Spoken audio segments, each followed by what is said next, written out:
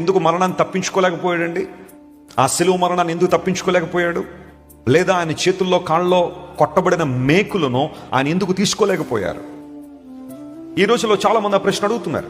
ఆయన దేవుడిని మేము ఎలా గుర్తిస్తాం? దేవుడు అనగానే కొంతమంది ఉద్దేశం ఏంటంటే ఎవరైనా దగ్గర రాగానే వెంటనే ఆ ఆయుధాలు ఈ ఆయుధాలు వేసేసి చాలా గంభీరంగా యుద్ధ వీరుడుగా కనబడినప్పుడు అది దేవుని మహత్వం అనుకుంటా చాలా మంది. కానీ యేసు ప్రభు పోరాడుతుంది శారీరకమైన పోరాటం కాదు, అది ఆత్మీయ పోరాటం.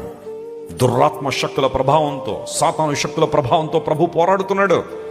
ఆ పోరాటంలో గెలిచింది ఆయనే. నిజమైన గెలుపును ఆయన అనుభవించారు. అందును బట్టి యేసు ప్రభు చేత కాక శిలువ మీద ఉండిపోలేదు. ఆ ప్రశ్న ఈ రోజు అడగడం కాదు, ఆ రోజు అడిగారు యేసు ప్రభుని.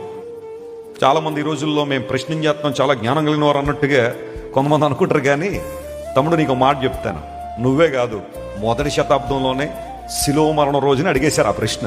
నువ్వు మరలా ఇప్పుడు కొత్తగా అడిగేదేమీ లేదు. ఆ రోజున యేసు ప్రభు ఏమంటున్నా తెలుసా?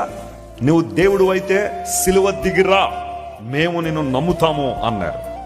యేసు ప్రభు వారి మాట విని టక మేకులు ఇవన్నీ తీసేసాను కిందకు వచ్చేయగలడు. ఆయనకి పెద్ద అసాధ్యమైన కార్యం ఏం కాదు.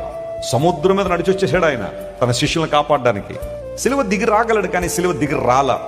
ఎందుకో చెప్పమంటారా? ఆ రోజున గనక యేసు ప్రభు వారందరూ, బహుశా ఎగ్జాంపుల్గా చెప్తున్నాను, ఒక 400 మంది, ఒక 500 మంది ఉన్నారు అనుకున్నా.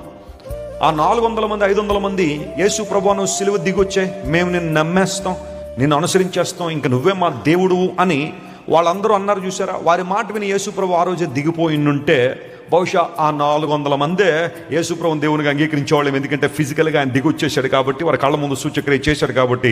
ఒక మాట చెప్తాను, ఆయన దిగి రాలేదు కాబట్టి ఈ రోజున ప్రపంచంలో సగానికి సగం మంది యేసయ్యను